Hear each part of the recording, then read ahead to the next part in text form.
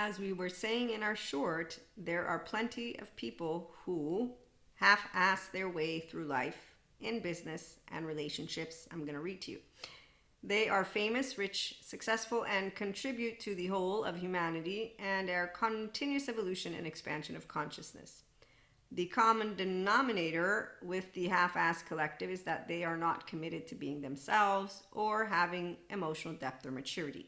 You will notice this. I have noticed it. We'll talk about it more in the extended. They disregard self-awareness, accountability, and mastery of the depths of their mental, emotional, and physical planes in a way that leads them to wholeness, integration, and regulation in VBS, ventral vagal state. They are unmotivated by practices that create resiliency and restorative embodiment, self-aware, accountable, and regulating life, unless you dress it up. Dress it up with a story that is shiny and watch them flock to it. Like shiny in my hiney from the Moana, remember the crab? Make restorative embodiment, lifestyle, mindset, and mindfulness practices sound like they give you and your life some special meaning. Special. Or give them a superhero, supervillain, in and out group scenario. We're the flat earthers, you're the round earthers, we're the whatever, twin flame collider, okay, all of that. And watch them be all over it and get motivated. Now, I do want to remind you of attachment trauma informed. So I'm going to say bonding is their number one motivator of choice, but then they're all also adaptive child part people because they're in their visceral. So this type of motivation is visceral. It's from the I'm gonna, fight. It's not about how hard you hit. It's about how hard you can get hit and keep moving forward. And as we learned from our lovely Stephen Porges, let me just for a minute share with you that note. If you try to deal with shame in a more traditional psychotherapeutic way, it is re-injuring it. It is magnifying the shame because it's subdiaphragmatic, and also trauma memory is stored in bones, muscles, and tissues, and also it is not metabolized. So as Pat Ogden points out, there are movements that have not been metabolized and your body keeps on wanting to conclude them. So in the absence of taking yourself seriously, this is where, though, you have to choose it, as Patrick Tan and Terry will point out, because, as Patrick Tan will point out, your emotional body was disconnected. Okay, so, in the meantime, as I was saying, the motivation is visceral, and so it's from the gut, not the heart, and integrated mind, because they don't have an integrated brain, so they don't have an integration and the capacity to tap into sensations, images, affects, behaviors, affects, meanings is the order, actually, even though it doesn't really matter, but the acronym from Peter Levine. And so their window tolerance is not expanding. They're not focusing attention and stable in awareness to look at personality patterns, attachment, and all that great stuff that I know how to do as a mindfulness practitioner, thanks to my own mindset skills and the inner growth mindset that we talk about and that I do in one-to-one mentorship or the masterclass or workshops. And I'm also a mystic. So again, channeling, guidance, all of this, tarot, which we're going to do in our extended. So in the meantime, they're not motivated from the heart, open heart, or integrated mind.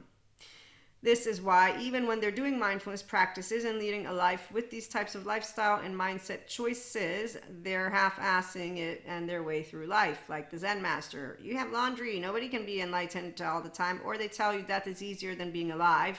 No, it's not. But as long as it looks good on paper and on a screen with the latest trends in the forefront so that they can say fear of missing out, right? I'm not going to miss out. They're happy and leaving behind in their idea something meaningful for society, the world, and lo and behold, there's something else. Let me grab the updated version because I was reading to you an older version of this lovely piece of content that came to me. So, they think they're leaving something special and that they're saving society and the world. When you're trying to save people, that's why you will know it's an adaptive child part who's still trying to save themselves. And like an adaptive child, they think of them knowing everything. They also think black and white, and they don't let anybody else come and join in the party because they're imprisoned by their left mode. That's why they have structural dissociation. They're still looking for mama and papa outside of themselves, and usually they follow Wendy, which is why I call them Peter Pan, Pinocchio, Lost Boys, all the not securely attached individuals. That's where they're at, 3D, 4D. So they talk a big talk with shiny objects, yes, and words that mesmerize the half-assing collective of mystic, spiritual, and mindfully living, loving people. And you can see them on YouTube and more than just that. But remember, fear doesn't win.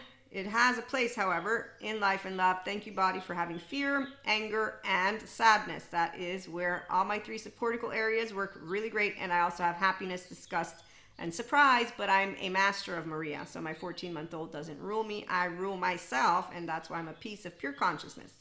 But I'm still here, you see? But I'm a self-agent, okay? So we know that fear doesn't win, but has a place in life and love. Again, especially for those who half-ass their way through life and relationships. The adaptive child part person disregards going to Patrick Chan, Terry Real, and their maladaptive patterns involve drinking, drugging, fucking, inner outer critic, and a bunch of bullshit. And one of the biggest ones is this: it's not how hard you can hit, it's how hard you can get hit and keep moving forward. The life out there ain't no rainbows and sunshines. I love your quote, but still, Sylvester, I'm trying to make a point. And they'll beat you to the ground. God don't beat me to the ground. Life don't beat you to the ground. This is very, very not true, but excuse me, I do dharma, not karma, because I own my 0-8-year-old and I didn't get a fear-mongering human being who asked me punishing questions or treated me like a little piece of shit with their nervous system primarily, because I'm a physiological state. So self-agency will know that all my brothers and sisters, they are welcome in the kingdom of God, and they have 2 choices. They can come and be of love. They can keep being fear. Fear won't leave you, and people who don't want to go to therapy won't go. And we can't make them, because that's the whole point, unless you want a law that obligates people. But again, Maria makes sense to herself. I don't make sense to the ones who are living and loving and laughing and casting stones in their most favorite group. But in the meantime, it is the ability to bring out the best in others that makes you a leader. Thank you, Sadhguru. I bring human, spiritual, and spirituality elements together to explore human evolution and consciousness and how you can be yourself. The 5D collective of mystics, spiritual, mindful, loving, and living people here. We take seriously healing trauma with ourselves, first of all. So the depths of our mental, emotional, physical planes, mind, body, heart, self, they're all ours. And we do this wholeheartedly and in a state of eustress, thanks to engaging our social engagement system, pursuing integration on purpose, and putting into practice restorative embodiment, self-aware, accountable, and regulating lifestyle and mindset exercises and ideas on purpose. The self-agency is because mental, emotional, and physical states of our own selves are grounded in aliveness. So life and relationships and love are not performances, because we're not a circus act. We don't live pseudo-aliveness. We don't live our shame, blame, fault, revenge continuing to eat away at our souls. And no, it doesn't eat away at your soul. Your soul doesn't get touched. What it eats away at is the embodiment of you, because there's another quote. Let me see if I can find it for you, because these smart therapists are all over. They're somatic therapists, this beautiful bunch of information that can help anybody who wants to become their actual self. And then I will pause and we'll be back with more, because I might not even find it due to me having a lot of smart people that I get to, I can't find it. So we'll save it for later. But there was one of the quotes where it was talking about how trauma charges work.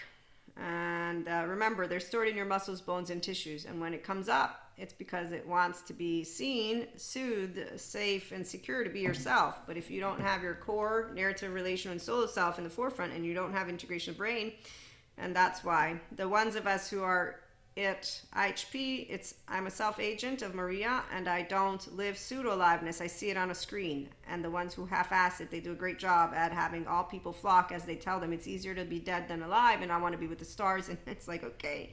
Or that it's their last lifetime. So, meantime, we love to flow, grow, and flourish as an expanding self who is tapped into our infinite higher human consciousness potential experience in the day-to-day life of our use your human name and relationships. And some are mystics, some are spiritual, and some are mindful, and we all come together with science and spirituality.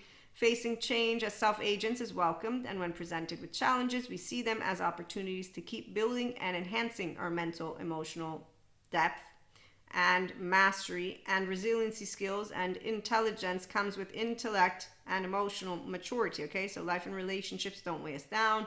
They don't get old, boring, or stagnating. We grow more loving and energized by being in our flow state, going with the flow with an open heart while dealing with unknowns, uncertainties, unexpecteds, unwanteds. The main modules of the Inner Growth Mindset program, before I got all of the other information on how amazing our embodied brain is, which will be something we do in our masterclass. So you have an integrated brain and you're anchored in ventral energy. And I bring to you 5D Mystic Enlightenment, functional adult, functional inner child adult, relationship, new stories, and also just we have fun. So the new stories are to heal trauma together as we bring forth your humanity, my humanity, and again, know that fear has a place in the unfolding of life, self, human evolution, and consciousness, and that our brothers and sisters who do projection and do karma, it's okay. We all can do karma because we all have some of that, which is karma. We have implicit, explicit memory. We have also actions that we take based on that. We are not deluded by our imagination because we use neuroplasticity, the imagination, okay? And our lovely Sadhguru, when every activity you perform becomes an offering, then karma cannot bind you. But also we are in Dharma, actively, the 5D frequency. So again, we'll talk more about it. But a message that I want to share that was channeled through me for our lovely 5D collective at IHP, it will be as it always has been, just with Dharma and not karma. So prefrontal cortex, consciously living people on purpose, restorative embodiment, self-awareness, accountability, regulation, everything in moderation. So be back if you're curious for more. Again, the extended will integrate some of the lovely tarot that I got right here. You just can't see it all. So your heart's open. You're the one for you. And that's why you know how to take care of yourself mentally, emotionally, physically. And of course, that also involves financially, otherwise, and a lot more. So again, let's grow old together. Have a good one.